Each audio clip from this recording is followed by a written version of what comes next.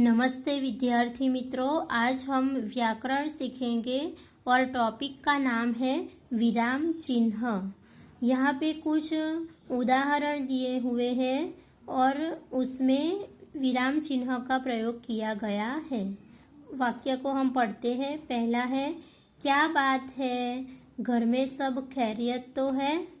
प्रश्नार्थ किया गया है, इसीलिए यहाँ पे प्रश्नार्थ चिन्ह का प्रयोग किया गया है। एक व्यक्ति दूसरे व्यक्ति को प्रश्न करता है, वहाँ पे प्रश्नार्थ चिन्ह का प्रयोग किया जाता है।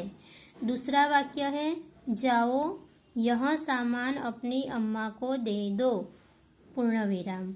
यहाँ पे अल्प विराम यानी कि वाक्य में पढ़ते समय जहाँ पे थोड़ा विराम लेना पड़ता है, रुकना पड़ता है, वहाँ पे अल्प विराम का प्रयोग किया जाता है। और जहाँ वाक्य समाप्त होता है वहाँ पे पूर्ण विराम लगाया जाता है। वाक्य को हम पढ़ते हैं और आपको यह देखना है कि मैं कहाँ पे रुकती हूँ। जाओ यह सामान अपनी अम्मा को दे दो, तो जाओ के बाद रुकती हूँ, इसीलिए यहाँ पे अल्पविराम का प्रयोग किया गया है। तीसरा वाक्य है, दादाजी आप कितने अच्छे हैं। दादाजी के बाद अल्पविराम का प्रयोग किया गया है और अंत में उद्गार चिन्ह रखा हुआ है। दादाजी को देखकर आश्चर्य उत्पन्न होता है क्योंकि वह बहुत अच्छे हैं, इसीलिए यहाँ पे उद्गार चिन्ह आश्चर्य चिन्ह का प्रयोग किया गया है। तो इसे प्रश्नार्थ चिन्ह कहते हैं, इसे अल्पविराम कहते हैं, इसे पूर्ण विराम कहते हैं और इसे उद्गार यानी कि विस्मयादि बोधक आश्चर्य चिन्ह कहते हैं। इन सभी चिन्हों को विराम चिन्ह कहा जाता है। विराम चिन्ह की हम व्याख्या पढ़ते हैं। वाक्य पढ़ते समय कहाँ रुकना, कितना रुकना, यह सूचित करने के लिए तथा वाक्य के भाव को स्पष्ट करने के लिए विराम चिन्ह का प्रयोग किया जाता है। तो हम वाक्य पढ़ते समय कहाँ पे रुकते हैं, कितना रुकते हैं, हम अपने भाव को व्यक्त करते हैं, इन सभी के लिए विराम चिन्हों का प्रयोग किया जाता है। तो अब हम प्रमुख विराम चिन्ह को समझेंगे। पहला है पूर्ण विराम, दूसरा है अल्प विराम, तीसरा है अर्ध विराम, चौथा है प्रश्नवाचक और पांचवा है उद्गारवाचक चिन्ह और छठा है अवतरण चिन्ह। तो सबसे पहले पूर्ण विराम के बारे में समझेंगे, जिसे खड़ी पाई कहते हैं इसे। तो पढ़ते समय जिस स्थान पर वाक्य समाप्त होता है वहाँ पूर्ण विराम का चिन्ह लगाया जाता है। तो मैंने आपको पहले ही बता दिया कि जब हम पढ़ते समय जिस स्थान पर वाक्य समाप्त हो जाता है वहाँ पूर्ण विराम लगाया जाता है। जैसे कि पंचों के दिल में खुदा बसता है, वाक्य समाप्त हो जाता है, पूर्ण हो जाता है, इसीलिए पूर्ण विराम का प्रयोग किया गया है। दूसरा है मुझे शुद्ध पानी चाहिए, वाक्य समाप्त हो जाता है इतना कहने पर, इसीलिए पूर्ण विराम का प्रयोग किया गया है। पूर्ण विराम जिसे खड़ी पाई भी कहते हैं।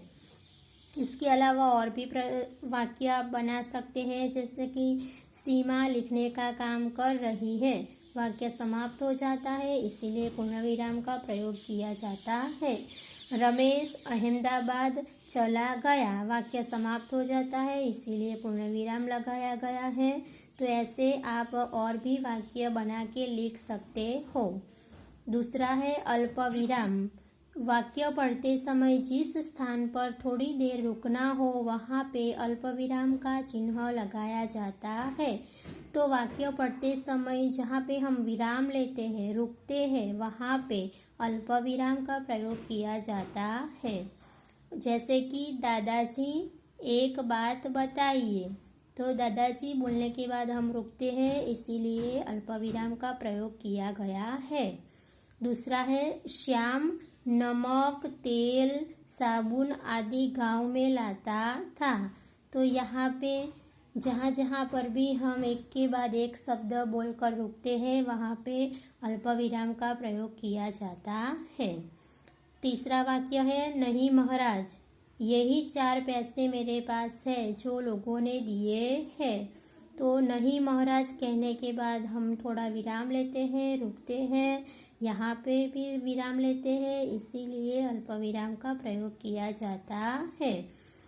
एक ही वाक्य में 2-3 नामों का उल्लेख होता है, वहाँ पे विराम चिन्ह का प्रयोग होता है। जैसे कि सीमा, गीता, मीना आदि पढ़ने का काम कर रही है, तो सीमा के बाद, मीना के बाद, गीता के बाद, सभी के बाद अल्प विराम का प्रयोग किया जाता है। तीसरा है अर्धविराम। वाक्य पढ़ते समय जहाँ अल्प विराम से अधिक और पूर्ण विराम से कम रुकना पड़ता है, वहाँ पे अर्धविराम का प्रयोग होता है। तो परिभाषा को अच्छी तरह से समझिए। अल्प विराम से अधिक रुकना पड़ता है और पूर्ण विराम से कम रुकना पड़ता है, उसे अर्धविराम कहते हैं और वहाँ पे अर्धविराम का प्रयोग होता है। जैसे कि वह थका हुआ तो था ही, लेटे ही सो गया। तो आप देख सकते हो यहाँ पे अर्धविराम का प्रयोग किया गया है। अल्प विराम से ज़्यादा और पूर्ण विराम से कम रुकना पड़ता है, वहाँ पे अर्धविराम का प्रयोग किया जाता है। बड़ी बड़ी मशीनें नदियों का पानी साफ करती है, फिर उसे घंटों तक पहुँचाया जाता है। फिर उसे घरों तक पहुँचाया जाता है। तो आप देख सकते हो कि जहाँ अल्प विराम से अधिक और पूर्ण विराम से कम रुकना पड़ता है, वहाँ पे अर्धविराम का प्रयोग किया गया है। चौथा है प्रश्नवाचक यानी कि प्रश्नार्थ चिन्ह। इस विराम चिन्ह का उपयोग प्रश्न सूचक वाक्य के अंत में किया जाता है। जहाँ पे हम किसी और को प्रश्न करते हैं, वहाँ पे प्रश्नवाचक चिन्ह का प्रयोग किया जाता है।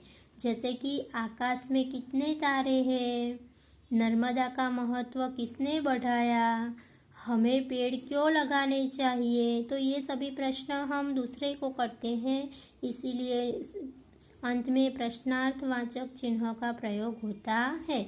और भी वाक्य हम बना सकते हैं। सीमा क्या कर रही है, रीना कहाँ पे जा रही है।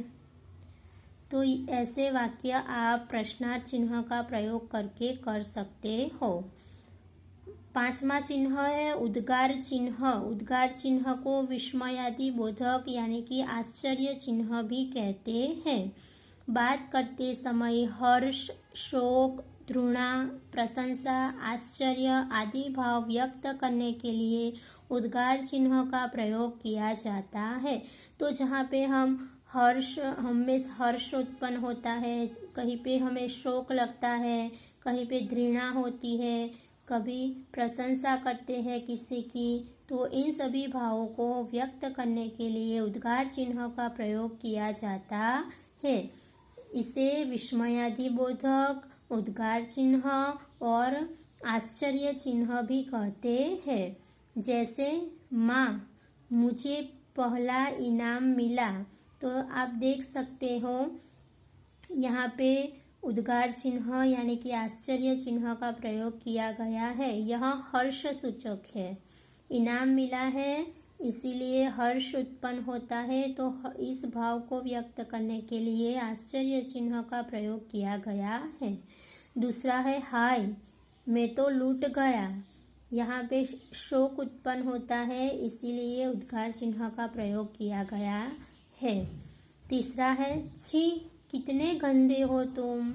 गंदगी को देखकर घृणा उत्पन्न होती है, इसीलिए यहाँ पे उद्गार चिन्ह का प्रयोग किया गया है। चौथा है वाह, क्या चौका मारा है। चौका मारा है इसीलिए प्रशंसा उत्पन्न होती है, इसीलिए वाह और वाक्य के अंत में उद्गार चिन्ह का प्रयोग किया गया है। 5वां है वाह, क्या दृश्य है। दृश्य को देखकर आश्चर्य उत्पन्न होता है, इसीलिए आश्चर्य चिन्ह का प्रयोग किया गया है। 6ठा है अवतरण चिन्ह।